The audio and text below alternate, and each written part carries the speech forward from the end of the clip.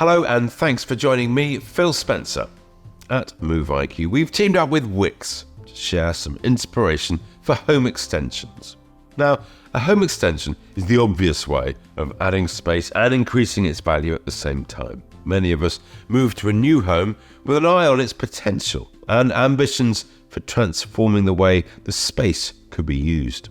With that in mind, we put together this guide with some helpful home extension ideas, along with a rough guide on costs and how to go about it.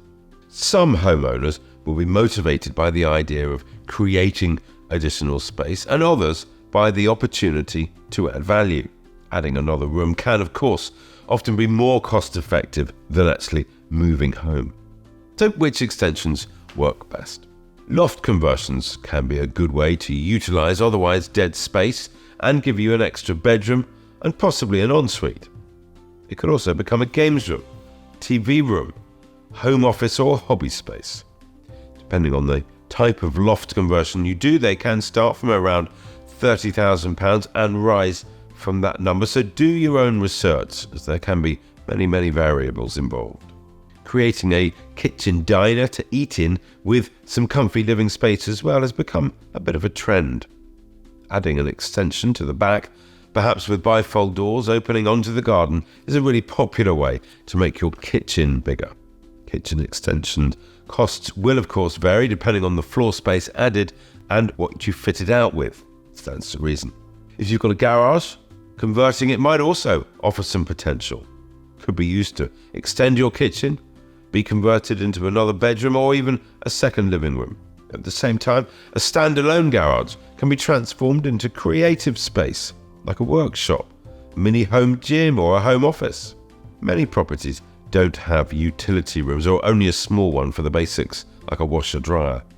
An extension down the side of a property is popular with large families that want more space for laundry or to store muddy sports gear, boots or even wet pets.